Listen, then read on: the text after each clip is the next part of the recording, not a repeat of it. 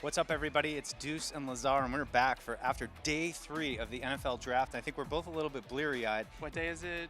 What time is it? I don't even know. I think it's Saturday, and the Patriots took a ton of players today. We didn't think that they were going to take all of their draft selections, but so far we've got over 10 draft picks. Evan, a few themes emerged today. I'm going to start with one. It seemed like early on they were focused on reinforcing the interior of the offensive line. Yeah, absolutely. 3 picks in 4 in the 4th and 5th round on the offensive line. I think that really took a lot of us by surprise. We knew that they might need some tackles. I don't know if any of us had them taking 3 interior guys. A center, Jake Andrews, maybe the next Andrews at the center position for the Patriots, but the guy that I really like is Antonio Mafi from UCLA that the Patriots worked with at the Shrine Bowl. Obviously, he's worked with Chip Kelly, a friend of Belichick as well, a real power guard. You're not going to go through him, a compact build, and somebody that really stood out in Vegas when we were out there as just a Patriot type of guard, like a Mike Onwenu, Shaq Mason, move bodies on the line of scrimmage. We know we love those types of guys. You look at Mike Onwenu's contract situation, we all want Big Mike around for a long time, but if he's not, then I think Antonio Mafi is a guy that could step in and maybe play that role at right guard. I mean, you look at all those guys, they all kind of look the same. They're all like these giant fire hydrant rectangle. City Sal is in the similar categories as big tough guys, Yeah. a little bit of an underrated position of need, I'd say. But the next point I'd like to make, and you heard it here yesterday on this wrap-up YouTube video, I said, hey, watch for the punter. Not only did they get a punter, they got a kicker, a little bit of a refresh there for the special teams. I mean, consensus probably top punter in Behringer, and maybe the second overall kicker. Yeah, what's funny is they're the first team since the Raiders in 2000, over 20 years, to take 2 specialists in a draft. So the Patriots do what the Patriots do, and I understand that some people get frustrated when they're taking kickers in the 4th round over receivers or tight ends or whatever the case may be, but Ryder, the kicker from Maryland, he's somebody that has kicked in all weather, and Patriots fans are going to like this. He kicks off. He's a kickoff specialist as well. We know last year how it ended in Buffalo. We don't really want teams returning kickoffs on us anymore. So this way here, maybe kick it out of the end zone this time, right? Maybe kick it off the scoreboard for all I care.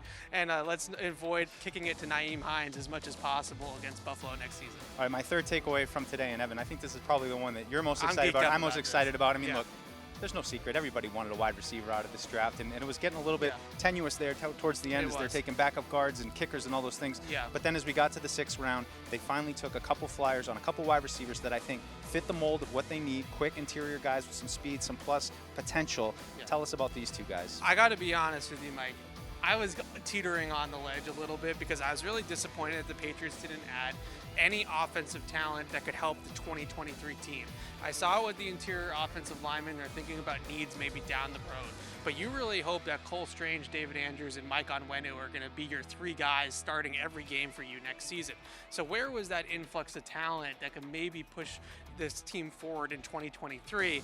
Although they're flyers, and we have to put that out there, I think the 2 guys that they got in the 6th round, in Kayshon Boutte and Demario Douglas, for different reasons, are guys that have some legitimate upside to add to this offense. Boutte, in particular, is someone that if we were talking about this a year ago, he would be a consensus top wide receiver in this class. He had a really dicey year at LSU in 2022, and then he really had a bad combine, and that plummeted his stock all the way down to the end of day 3. But he has legitimate NFL talent. He's got games like against Mississippi a couple years ago. He went for 300 yards and 3 touchdowns at an SEC opponent. So he's got some legitimate NFL talent. He's got separation ability, but really where he stands out is after the catch. Averaged over 6 yards after the catch in college for 30 missed tackles. In that respect, I think that he's got some real upside, and the player that I would compare him to is somebody like Jarvis Landry. Not the fastest player in a straight line, but he's got some wiggle and he's got that ability to run after the catch. And Demario Douglas, this is my guy. This is somebody I'm really excited about to bring on with the Patriots. I think a lot of us were a little bit disappointed. No Zay Flowers, no Josh Downs. This is the day 3 version of those 2 players. At Liberty, put up some good numbers, but really where he made his name in the NFL circles is at the Shrine Bowl with the Patriots in Las Vegas. Zay Flowers got all the buzz in Vegas, but the other days that Zay Flowers wasn't practicing, it was Demario Douglas who was playing the slot for the Pats and putting up numbers in practice, and then he went to the combine and ran a 4.44. So he's got legitimate speed, he can uncover, he's got separation ability, and he's got a lot of the same vertical route running elements that Zay Flowers brings to the table. So I call him Day 3 Zay because that's who he is. And so they got Day 3 Zay, they got a high upside boomer bust prospect in Keishon Butte, two guys that I think if one of them hits, they might actually have something there. All right, so those are our big takeaways from Day 3, and as we wrap things up, and of course they took a ton of guys, so we're not expecting many additions in undrafted free agency. So this is, primarily the team that we're going to go forward with. Yep. Big takeaways from the weekend, though. For me, I think those first 2 days, I know it wasn't what everybody wanted. Everybody was kind of, hey, tackle, wide receiver, but I think that they got 3 defensive prospects that really have a chance to move this defense forward, starting with Christian Gonzalez, which we, of course, can't say enough about what a prototype he is for an outside shutdown corner. Will he get to that elite level? We all hope so. He's 20 years old. He's got some time to do it. And then adding to the defensive line as well as a potential linebacker like those guys, I think those are my big takeaways, at least from the first 2 days. Maybe everybody didn't come in thinking we needed defense, but I think they got 3 players that could potentially take this defense to the next level. It kind of felt like they recognized that their defense was good last year, but against those elite quarterbacks like a Josh Allen, and now they have an Aaron Rodgers in the Division II, they weren't exactly great against those elite offenses. And in order to get that defense on the right track, I think they knew they needed a number 1 corner. They wanted to add some depth to the front 7, and they went ahead and did that. So they made a strength a real strength, I think, in this draft. But to play a little bit of negativity here, because we got to be fair, we got to be balanced.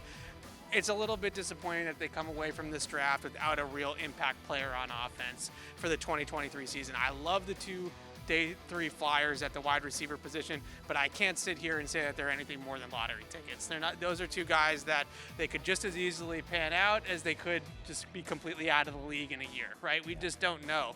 So I want to be optimistic about that, but it really felt like they missed the run of impact players on Day 2, so they just said, you know what? In the 4th round, we're going to fill in some holes on the depth chart, take our specialists, and we're going to wait all the way to the end of Day 3 for the receivers. And that really leaves a little bit to be desired in terms of talent in 2023. They like the free agents. They like Juju. They like Mike Gesicki. They like the tackles, clearly, too, because they didn't take any tackles. So I really think that this is a lot of pressure on that free agent group to be the ones that move the needle, and really a lot of pressure on Mac Jones and Bill O'Brien too. Yeah, I'd highlight the tight end position too, which was one that I thought coming in, they got to get one of these guys. You got 2 tight ends on 1-year deals. Are they going to build for the future there? They didn't get one. We'll figure that one out later. So we're just getting started here, though. This is, it's the off season. I don't know. Is there an off season anymore? We're going to have the rookies coming in over the next few days. So stay tuned, Patriots.com. We'll have all kinds of interviews, getting to know these new prospects, seeing how they might fit here in New England. We're going to have some OTA practices, mini camp. So hey, the NFL schedule, it doesn't stop here, and neither do we. We'll be back all through the month of May, June, and then training camp in July is when it all really gets going. Before you know it. So after the draft, it's hard not to be a little bit excited, even if we have a couple points of disappointment. But overall, an infusion of some young players that could really help this team. It's exciting.